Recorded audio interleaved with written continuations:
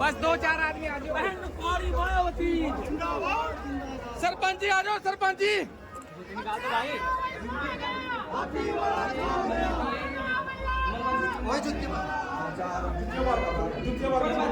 मुझे निकल जाना।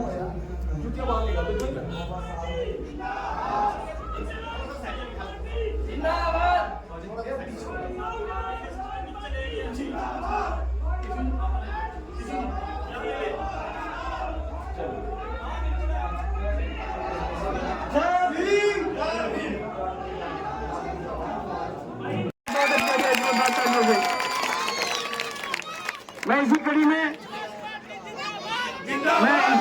सबसे पहले इस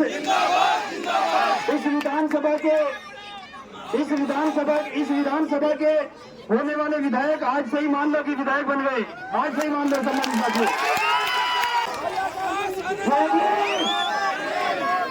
जय भीम। आज यहाँ इतनी बड़ी संख्या में हमारी माताएं बहनें, हमारे सभी युवा साथी, हमारी आने वाली पीढ़ी और हमारे बड़े बुजुर्ग, आप सब ने अपना कीमती समय निकाला हमारे प्रत्याशी आपके अपने रिजपाल छप्पर जी के लिए। तो आप सभी का मैं एक बार फिर से तहे दिल से धन्यवाद करता हूं। साथियों, जैसा कि रिजपाल जी ने आपको बताया कि वो यहाँ पे कई सालों से आप लोगों के बीच में घूम कर आप लोगों के लिए काम करते रहे, परंतु एक आदमी, एक व्यक्ति अपने आप से कितना काम कर सकता है? उसे सत्ता में बिठाने का काम उसके लोगों का होता है। और कई बारी उन्होंने कांग्रेस से ट्राई भी किया कि भाई जब मैं अपने समाज के धन्यवाद साहब के लिए एक बार जोरदार ताली लगाएं। हमारे बीच में जिला के अध्यक्ष हमारे बीच में हमारी बहन छोटी सुषमा चौधरी जिन्होंने पार्टी छोटी में चुनाव लड़ा था, हमारे बीच में भाई रीतू जी बहुत मजबूत साथी हैं, उनके लिए एक बार जोरदार ताली लगाएं। परंतु वो भी निराश होकर आए, उनकी भी आंखें खुली, उन्होंने देखा कि भाई कांग्रेस पार्टी बुजुर्गों, नौजवान साथियों, अपने लोगों को हमेशा नकारा है। आदरणीय शैलजा जी को भी आपने देखा कि किस तरह कांग्रेस के लोगों ने उनको नकारा, कितने अपशब्द इस्तेमाल किए उनके लिए। इसी तरह रिजपाल छप्पर जी के लिए उनकी मेहनत को नकारा, परंतु बहुजन समाज पार्टी आदरणीय बहन जी के आशीर्वाद से आज तक ही नहीं, हमेशा से अपने कमजोर मजदूरों, गरीबों, पिछड़े समाज के लोगों की पार्टी रही है। आज हमें गर्व है कि रिजपाल छप्पर जी अपने घर वापस आए, बहुजन समाज पार्टी पे आए।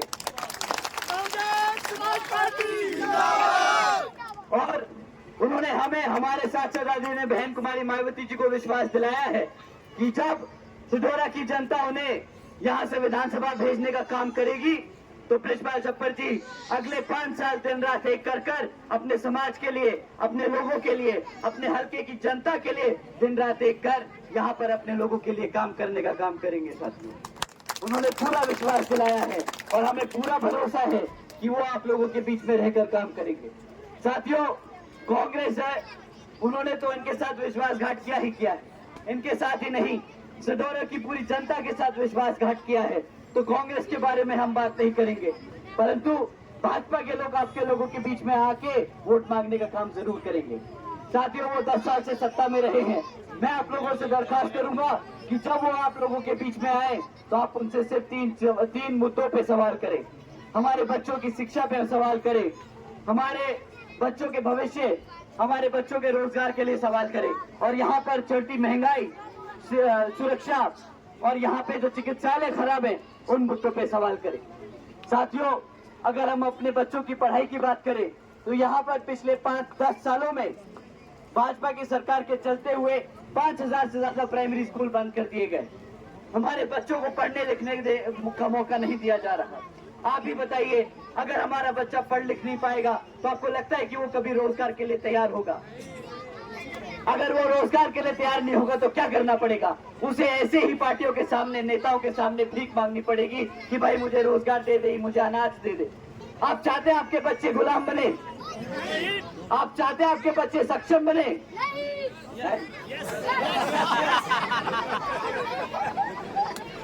मेरे भाई, अभी जिंदगी बहुत लंबी है, बिना पढ़े लिखे कुछ मत करना। आपका काम है पढ़ना, और ब्रिजपाल छप्पर जी आपके लिए स्कूल जरूर बनवाएंगे। साथियों, अगर आप चाहते हैं आपके बच्चे पढ़ लिख के आगे बढ़े, तो ब्रिजपाल छप्पर जी को वोट करें। यहाँ पे हाथी के सामने वाला बटन दबाएं, यहाँ पे कमर और हाथ दोनों को उखाड़ फेंक दीजिए, क्योंकि अब समय आप लोगों का है, अब समय गरीबों मजदूरों का है, अब समय यहाँ सटोरा की जनता का है, ताकि आप लोगों के लिए काम करने का मौका मिले। साथियों, अगर हम रोजगार की बात करें, पूरे हरियाणा में आज 40% युवा बेरोजगार घूम रहा है। और जब बेरोजगार होता है युवा तो क्या करता है? वो कहते हैं ना कि जब अगर काम नहीं होगा तो बर्बाद ही करेगा अपना भविष्य। हमारे घर में इतने माता है, पिता हैं, वो लोग जानते हैं कि उनके आसपास किसी का बच्चा नशा में पड़ा है। हमारे घर में हम आसपास हर मोहल्ले में जानते हैं, हर किसी का भाई, हर किसी का दोस्त जानता है कि कौन किसी के नशे में धुत पड़ा है, उसका भविष्य किस तरीके से खराब किया जा रहा है। परंतु ब्रिजपाल छप्पर जी यहाँ पर आप लोगों के लिए रोजगार के लिए बहुत सारी अपॉर्चुनिटीज तैयार करेंगे। वो आपके बच्चों को रोज काम पे लगाएंगे, ताकि आपका बच्चा खुद कमाए, खुद खाए और आपके नाम रोशन करे पूरे समाज में। साथियों, इतना ही नहीं, आप लोगों को इस बार ध्यान रखना होगा कि ये जो मुफ्त में राशन देने की स्कीमें चलाते हैं कि भाई मुफ्त में बिजली ले लो, मुफ्त में तुम राशन ले लो, हमारी माताओं से हम बात करना चाहेंगे कि माँ, इस बारी तुम इनके मुफ्त के राशन के झांसे में मत आना।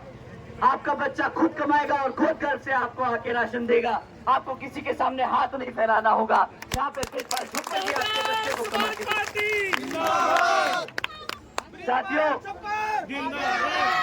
ये मुफ्त के राशन का आपको लालच जरूर देंगे, और ये मुफ्त के राशन की लालच की जो कीमत है ना, वो 5 साल का वोट और 12,000 सालाना राशन नहीं है। वो जब आपको लूटेंगे, वो आपके बच्चे से नौकरी छीन के लूटेंगे। आपका बच्चा अगर रोजगार में होगा तो कम से कम महीने का 20 से 25,000 रुपया कमाएगा। साल का 2.5 लाख रुपया कमाने वाला है आपका बच्चा।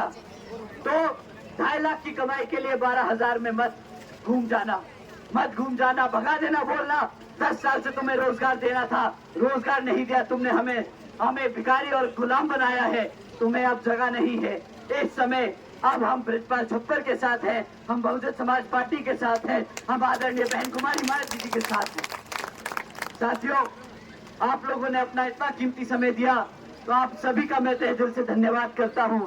आप लोगों का आने वाले विधानसभा चुनाव में अब कुछ ही समय बचा है। आप लोग गांव-गांव, गली-गली, मोहल्ले-मोहल्ले घूमकर हमारे ब्रिजपाल जी का जरूर प्रचार करें।